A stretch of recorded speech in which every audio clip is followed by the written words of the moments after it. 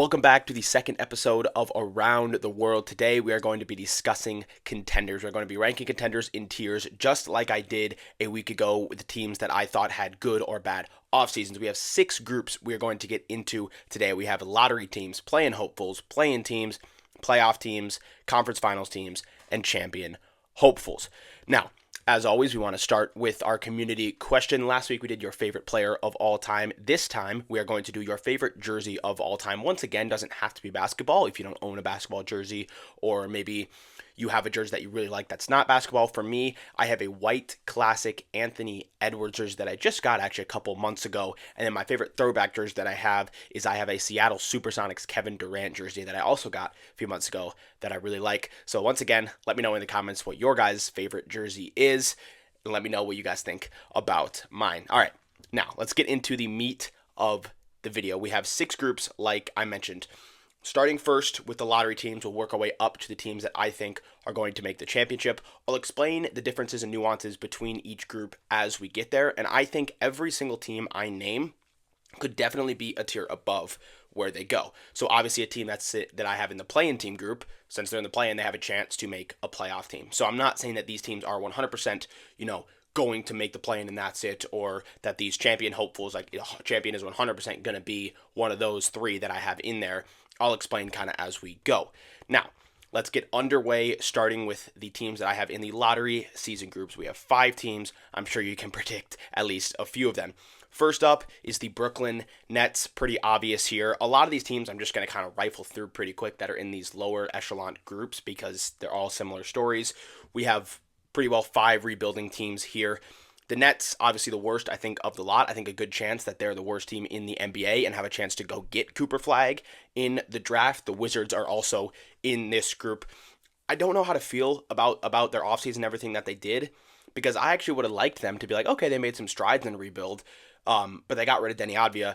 Granted, I kind of actually think, the more I think about it, that move actually might not have been bad because they were going to have to pay him. It was about time for him to get a contract, and the way he finished out last season, he was going to get a pretty healthy contract, so they decided to trade him away, keep the money value low of the team as they continue to try and find pieces that they think could be there for the future. So honestly, not bad for them at all. They're just going to keep grinding away as we go. Next up is the Bulls and the Blazers. I have them as very similar teams here. The Bulls got rid of their best players, and that's just the story. They were a play-in team with DeMar DeRozan. I think Levine is likely going to get traded. I'm happy. Let me clarify that. I am happy that they made the move that they did. Getting rid of DeMar DeRozan was a good move. They were going to be stuck in just being mediocre for way too long if they did not do that. So I think they made the right choice in doing that. Blazers, kind of similar. I think we're going to see some of their best players get moved. I think their rebuild is kind of over and it's time to reset and try again, right? So maybe a guy like, Scoot obviously going to stay. Klingon obviously got drafted. He's going to stay. But I think some of the pieces that they thought were going to help out the rebuild, like a DeAndre Ayton, I think this is the kind of year where we see him get moved, trying to build up some more draft capital as they try to get to a spot where the Wizards are, where it's like, we're just going to keep firing draft picks and seeing who can hit, who can maybe be good in a couple of years, like the Wizards have a guy like Bilal Coulibaly, who appears to be on an upward trajectory. And the final team in the lottery season group is the Utah Jazz. I really don't like where they are at all. I thought moving Lauri Markkanen would have been the best move for them as a organization, but they decided to keep him.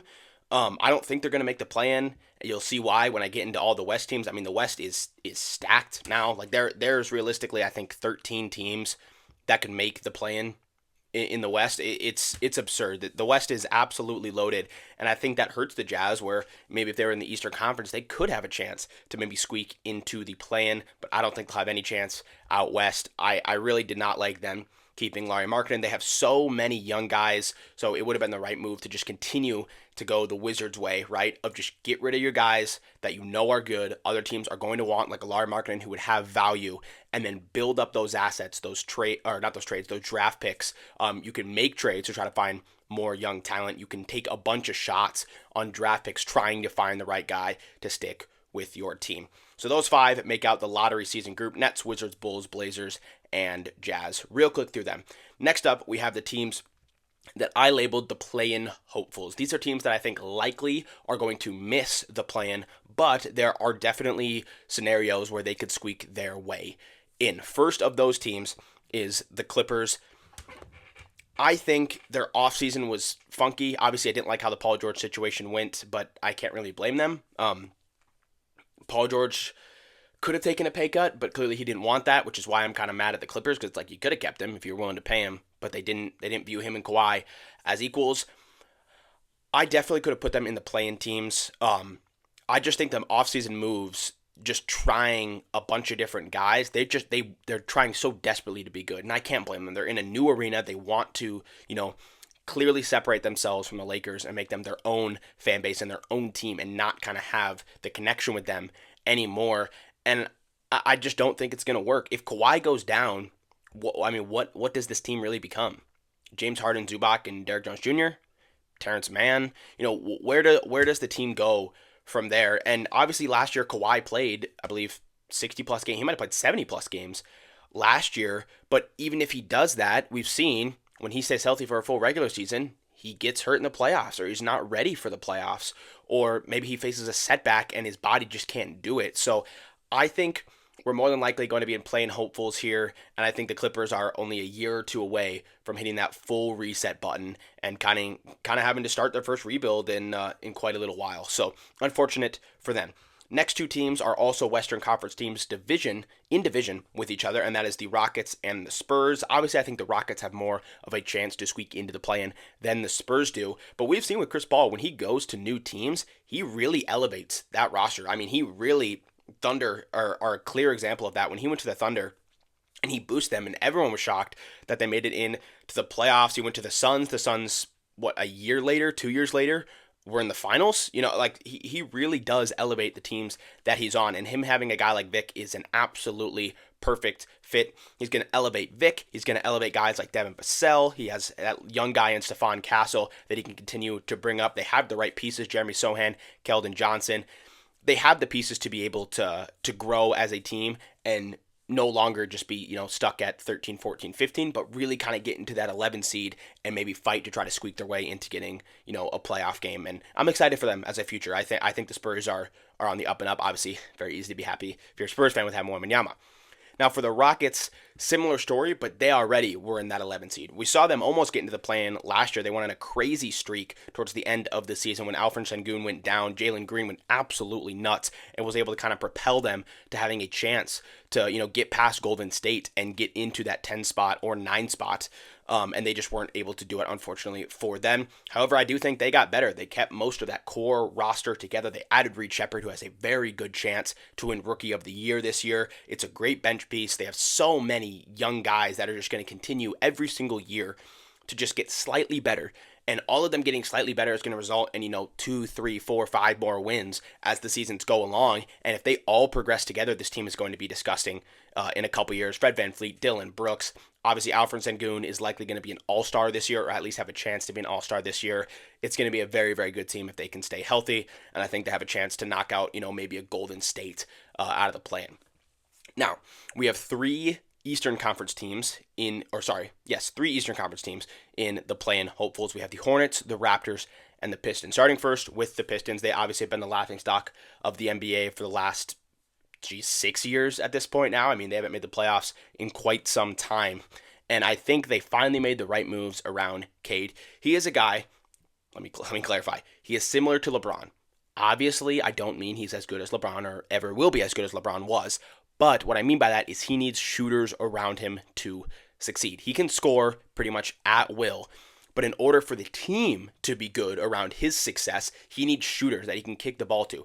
Cade Cunningham could realistically average 8, 9, 10 assists a game this year. I think it's very, very possible. They added Tim Hardaway Jr., right? They added Paul Reed. They added some of these just solid guys around him. Tobias Harris. I mean, that's one of the biggest names that went off the free agency board this year, right? So they made all the right moves to make this team competent. Hopefully did enough to keep Cade there, because I think it's important to the Pistons' future that they're able to keep Cade there. Extremely important, really.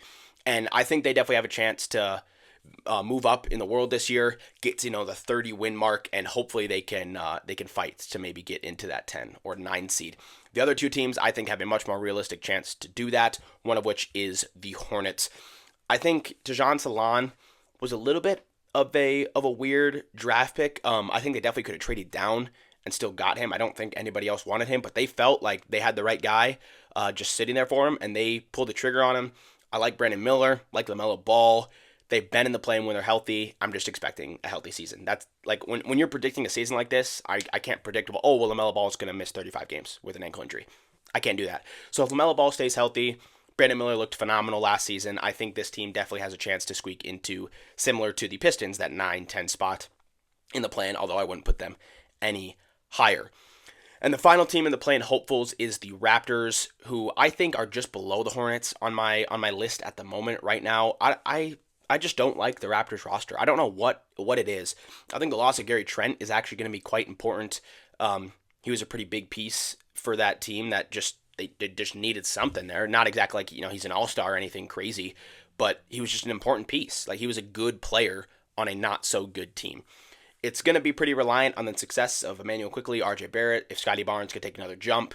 We'll see how the Raptors season goes, but I mean, similar to, that Hornet style, if Scotty Barnes goes down for 15 games, where does that leave this team? So I think they have a chance to squeeze into that back spot in the plan, but very unlikely for me. And that is it for the play-in hopefuls. Once again, Clippers, Spurs, Rockets, Pistons, Raptors, and the Hornets.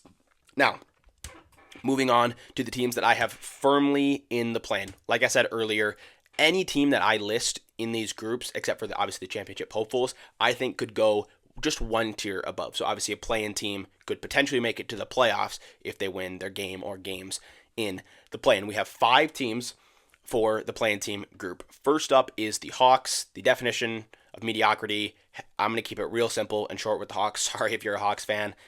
They did the right thing in the offseason. They went back to just one of the guards. They added a few decent pieces by getting rid of DeJounte Murray. I like the fit with Larry Nance. I like taking a shot on a guy like Dyson Daniels.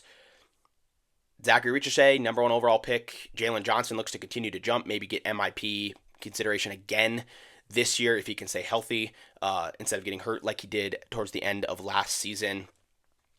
I mean, yeah, they're just an okay team. I think they made the right decision. They're on the up and up, or even if they aren't on the up and up, they're going to move towards a rebuild, which I think would be the best case scenario for them if this Trae Young thing does not go correctly. Not to mention they could get a massive, massive haul for Trae Young if he has a good season this year.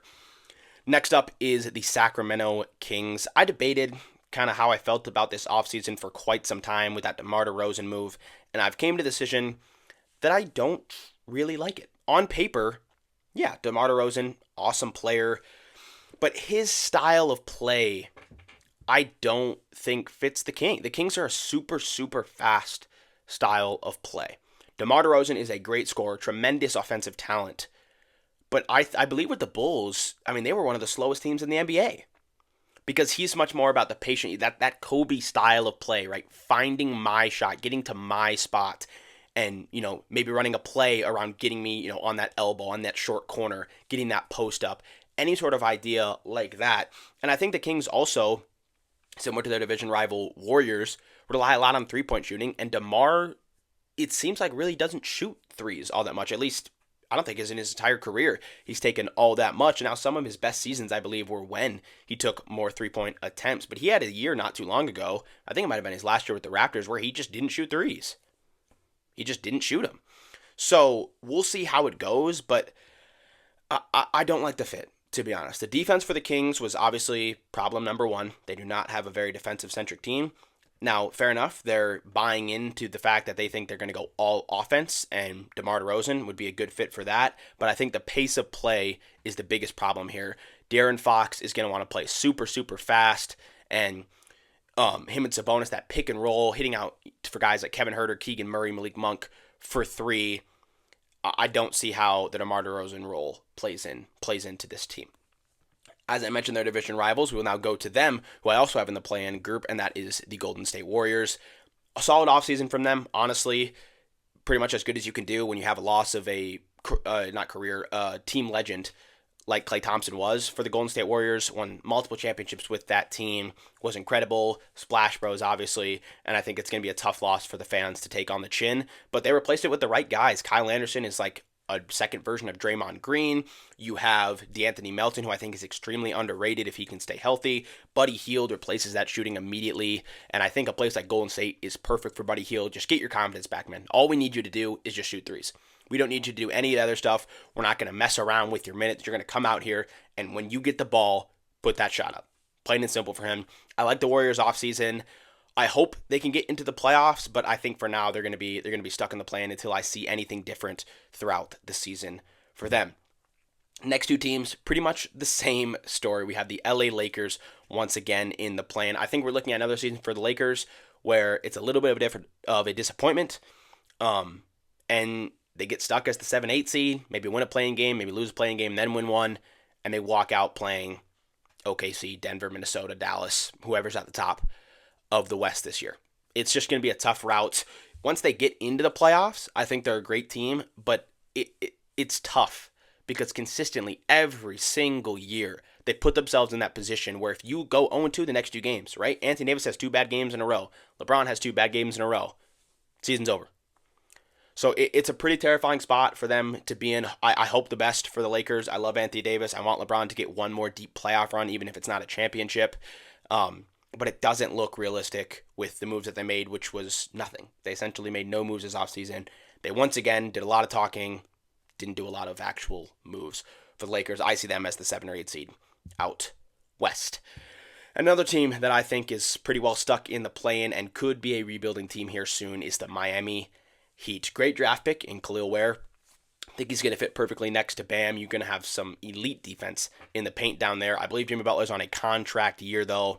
And I don't know. The Heat clearly are having a bit of a crossroads with Jimmy Butler, and I don't think they're going to be wanting to pay him the money that Jimmy thinks he deserves. Now, a team like, say, the Jazz or, the Blazers or Nets, one of those guys in the lottery could, or like what the Pistons did with Tobias Harris, just come out and buy him and say, you know what, we just want talent, just come here and do it. But I don't see a world in where Jimmy Butler is going to get the contract he wants. He needs to be realistic, I think, if he wants to stay on a team that's going to be a solid contender. And if he goes for that expensive contract, because he's old now, man. He is an older guy in this league. And I think if he goes for that expensive style contract, it's not going to work out either for his team success. His team is going to be worse, or it's going to make his contract look terrible. And let's say the Heat give it to him and the Heat aren't good with him and he says, I want to trade. It's going to make him harder to trade. So it's a tough spot for the Heat to be in. I think we're looking at the last couple years of this little peak that they've had, making the finals a couple times and some pretty incredible playoff runs before we kind of head back into a rebuild or maybe start centering the team around Bam Adebayo, Tyler Hero, maybe Khalil Ware if he turns out to be a good player. Play-in teams, once again, Hawks, Kings, Warriors, Lakers, and Heat. Moving on to the playoff teams. These are teams that I think are either going to finish 4, 5, 6, most likely, or are going to be that upper echelon of play-in teams, right? 7 seeds that make their way out. And one of those teams that I think could potentially be that is the Indiana Pacers and the Orlando Magic out east. The East is stacked, right? If you look at Philly, like let's just say in any order, Celtics, Knicks, Philly, and Bucks take the top 4 spots. That leaves 2 slots that aren't play-in teams, right? Let's say one of them goes to the Cavs, one of them goes to the Magic. Well, that leaves Indiana in the plan. Let's say one of them goes to the Magic and one of them goes to the Pacers. That leaves the Cavs in the plan. So one of these teams is going to have to come through the plan, I think, out east, barring a major injury to, say, a Joel Embiid, a Giannis Antetokounmpo, something like that. So I think all these teams will be playoff teams eventually, but one of these guys is going to have to be in the plan. Magic and Pacers, both pretty similar stories. Young teams on the up and up, appear to have made the right moves. I loved the KCP move for the Magic. That defensive backcourt is going to be absolutely disgusting. Jalen Suggs, KCP, they got a shooter finally in Orlando. They need that so much. Obviously, it's not collective shooting as a whole, but if everybody's numbers can tick up, a percent or two, which I think is pretty realistic, plus the addition of KCP, who is an elite 3-and-D guy, this team is going to be even better than they were last year. I think we're once again looking at maybe 5, 6 seed for them. As for the Pacers, I think they're going to be the team that's going to drop into the plan. I'll show my full conference predictions over the course of the next 2 weeks. It'll be the Western Conference and the Eastern Conference, and I'll explain even more in depth as to why I think these teams are going to finish where they are. But the Pacers, I feel like, were so elite in that playoff run, and all it takes for them to not be solid is just a bad offensive night, similar to the Kings, right? The Magic feels so solid, right? That defense is so elite that they can afford a bad shooting night. And if they have a good shooting night with that defense, good luck. You're going to lose. They almost beat the Cavs last year, who were a pretty solid team out east. Obviously not fully healthy, but, doesn't matter still. They almost did it and took them to 7 games, and I don't think many people expected that. So I expect the Magic to take a step up, and I don't think this is a Pacers team taking a step down. I just think it's everybody around them collectively being good. Philly is obviously going to be better than they were last year. Philly's not going to be a play-in team this year. I am very, very confident in saying that, because even if Embiid goes down, they now have Paul George and Tyrese Maxey that can hold that team together. So I think Indiana is the one that takes the fall, if you even want to call it that, but they should pretty solidly win that first play-in game and be right back in the postseason playing one of those upper-seeded teams. Cleveland also, as I mentioned earlier, is going to be, I think, one of these playoff teams. We'll stick out east, go with Cleveland. I think they're going to finish around that 5-6 range, similar to the Magic. They're very solid. I just don't know. Like last year, they went on that crazy win streak when I believe Donovan Mitchell went down. And they went 18-1 over 19 games, something like that. And they still finished as a 4 seed. So let's say you turn that into a 10-9 stretch or 12-7 stretch, something like that, much more realistic. I don't see how they're getting past Milwaukee, Philly, New York, and Boston. So I see them at 5 or 6, kind of fighting with the Magic and Pacers for those final spots out east. They're a good team, made the right moves in the offseason. I like that they kept all their guys. We'll just have to see how it goes. Moving on west to the 3 teams I have considered playoff teams out west. That is the Suns, the Pelicans, and the Grizzlies. Almost the identical story here. One of these teams is going to have to fall in the plan, the way I have it. It's just going to have to happen. You have the top 4 spots, I would say, locked up with the Thunder, the Nuggets, the Wolves, and the Mavs, which means for teams like the Pelicans, who I think got better, the Suns, who I think got better, who the Grizzlies obviously got better getting guys like Desmond Bane and John Morant back, it leaves them in a tough spot where one of those guys is going to have to see the play-in, most likely. Right now, I think I'm leaning Pelicans or Grizzlies. I think the Suns are pretty solidly going to be one of that 5 or 6 team. I mean, they were the 6th seed last year, and that was a mess of a season. Bradley Beal was hurt for most of the season. He clearly didn't mesh, and they finally added point guard play with Monte Morris and Tyus Jones. I like what they did in the offseason. I think they got better. I think they're going to solidify themselves as a playoff team. And there is potential that the Suns, if all goes well and they stay healthy, they could fight with, say, a Dallas or maybe a Denver to get up into the 4-3 seed. But I think for me, I felt more comfortable just leaving them in just a solid playoff team. Maybe they'll win a series, but I can't see them going super, super deep. As for the Pelicans and Grizzlies, almost, as I said, identical story to Indiana and Orlando. They're just going to be fighting for that 6 and 7 spot out west. I think the Pelicans made a lot of great moves in the offseason. I love the DeJounte Murray trade. The only thing I don't like is not getting rid of Brandon Ingram. It kind of leaves them at a weird spot. They have no starting center. They have a starting center, but is Daniel Tice going to you really want him to be your starting 5 all year? Do you really want Wes Missy to be your starting center if, say, Tice goes down? I like the roster on paper, but that center position I think is going to cost them. Now, if Daniel Tice can just be out there and just hit threes, stretch the floor, that's all they need. They need spacing to allow guys like Zion to get into the paint, where he is one of the most efficient players in NBA history. Allow CJ McCollum to kind of maybe not be the primary playmaker anymore, with DeJounte Murray and Zion both going to be pretty on-ball heavy guys, that he can then become a shooter and they can stretch that floor out a little more as well. I like the Pelicans. I just think the Grizzlies proved it. When they were healthy, the Grizzlies were absolutely incredible. 2 seed out west, I believe, twice over the course of 3 years. They were dominant. They were a really, really sneaky team out west. They never made a super deep playoff run out of that. They never made the conference finals or anything like that. But they proved that they were really good when they have their full squad there. If Josh stays healthy, Bane stays healthy, Jaren Jackson, they also had the addition of Zach Edey. I think they're going to be solid too.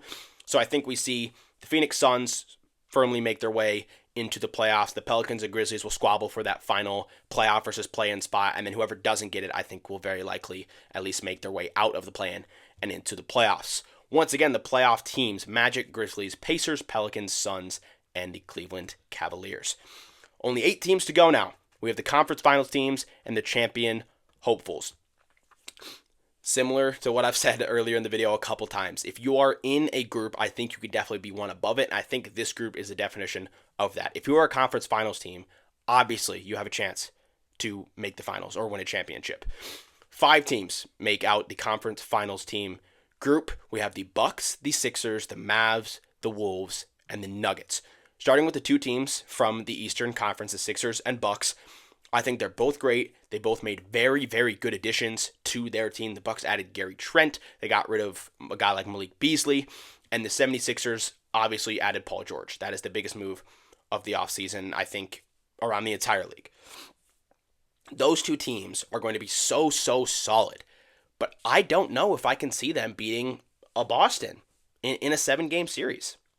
I feel like for me, a team like Boston is only going to get better because they were so elite for so long, but they just never had the championship there, right? They always had made the conference finals. They lost in the finals a couple years prior to the Golden State Warriors.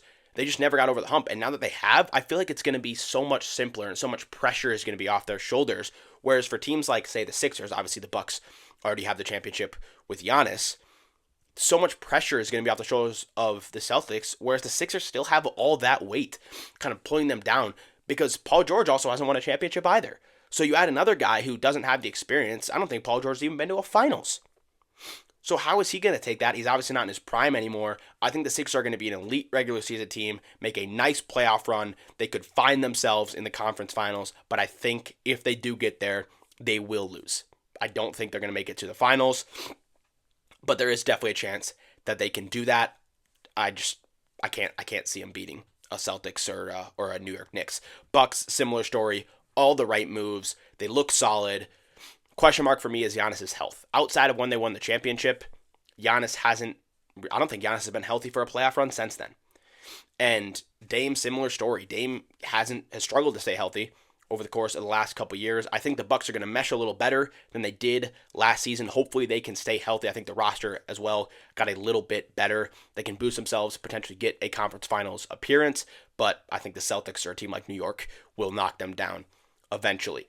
3 teams out west that I have as conference final teams or conference final hopeful teams, if you want to describe it as that. We have the Mavericks, the Wolves, and the Nuggets. I think a team like the Mavs is going to take a step down.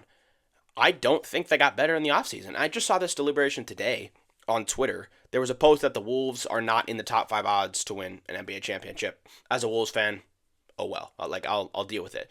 But people in the comments were really, really upset that the Mavs weren't there. And I'm kind of sitting there like, I don't think the Mavs got better. Now, they did have an incredible playoff run. They went through 3 of the best teams out west, the Clippers, the Thunder, and then the Timberwolves. But then they got destroyed by the Celtics once they got to the finals. And I don't think they got better. Getting rid of Josh Green, yes, I don't think he had a good postseason. Tim Hardaway Jr., same story. But those are important pieces. Derrick Jones Jr. is a massive loss to this team. And I don't think adding an old Klay Thompson is going to just magically fix all that. So we'll see, I guess. I think they could make a conference finals again. Obviously, you have guys like Luka and Kyrie on your team. You can win any given night, no matter what. They can go out and win a 7-game series against every team in the league, no matter how good or bad. But I don't see a world in where they're going back to the finals next year. I do not. Great run from them last year. I think they're going to make a deep playoff run again this year. I just don't think it's going to be the same. And the next 2 teams out west, the Wolves, I think, did get slightly better, but I worry about them in a 7-game series again against a Nuggets or a Mavericks or even a Thunder if they face the Thunder in the conference finals. I worry about them in a series like that. I think they're elite, but they have things that can be targeted. If you can bait Karl-Anthony Towns into getting upset and getting into foul trouble, you've got a game won. If you can stretch the floor with 5 guys, you have a serious chance of maybe gassing them out, right? Because if you have Gobert on the floor, who's such an incredible defensive presence, if you run 5 out, and now Gobert's kind of helping on the paint, and everybody, right? Nikhil, Ant, Conley, even Dillingham now, are all having to rotate around constantly throughout the game. You're gassing them out, and we saw the Wolves struggle in the final minutes of games all throughout the postseason. There was really one game where they excelled at the end, and that was Game 7 against the Nuggets. But in that entire Dallas series, the last 5-10 minutes of the game were a struggle. That series could have so easily been 2-1 Wolves, 3-0 Wolves, or 2-2 going back to Dallas. But it wasn't. Or sorry, going back to Minnesota. I mean, it's tough. It really is. I feel for the Wolves. I'm a Wolves fan, obviously, but I don't like their odds. To be honest, I love the team. I love the roster. They're going to be really good. I don't love their odds in a 7-game series again. I hope to God I'm wrong. Maybe I'm just having like pessimism against my own team. I think we all do that, where it's like, your team's good, but when you're playing Boston, you're like, oh, we suck. Maybe I'm having a little bit of my own personal pessimism against my team. I think there's a shot we do make it to the finals, which would be absolutely incredible, but it is going to be a tough road to get there. Similar story here for the Nuggets. I think they actually got worse this offseason. I think the loss of KCP is really being ignored by a lot of people. I think it's an underrated loss this offseason. KCP could not have fit that team any better. 3-and-D guy, elite shooter, spreads the floor. The addition of Russell Westbrook maybe could be a good move, but how does he mesh with Jokic if he didn't mesh with a guy like LeBron before? I'm not sure how it's going to go. I just simply don't think they're going to get better. Obviously, when you have Jokic on your team, anything can happen. If you have Jokic and Jamal Murray, even MPJ, all three of those guys together, you absolutely are a conference finals team. I simply just didn't have the balls to put one of these three teams in the champion hopefuls. There's one Western Conference team and two Eastern Conference teams in the champion hopefuls. I'm sure you can figure out who they are. I just didn't have the balls to confidently say, yeah, no, I think the Mavs are going to be a championship hopeful, or I think the Wolves are going to get there, because they all have clear flaws, whereas the team in the champion hopefuls, I think, doesn't appear to have any on paper. Once again, conference finals teams, Bucks, Sixers, Mavs, Wolves, and Nuggets. And we are now here. The final group of the tier list are champion hopefuls. 2 Eastern Conference team, 1 Western Conference team. First up is our Western Conference team, and that is the OKC Thunder. As I sat here and thought about this, and thought about, okay, who do I think has a realistic shot to make the finals? Every time I thought about one of these teams facing the Thunder to 7-game series, I took the Thunder. They were they were the 1 seed out west last year. If you need any more, boost than that, they were the 1 seed out west. They took a Mavs team who was so on fire to 6 games. Took PJ Washington having one of the most miraculous series I've ever seen to beat the Thunder. And they got significantly better. They added Isaiah Hartenstein off the bench. I think that's an underrated pickup, and one of the best pickups of the entire offseason in Alex Caruso.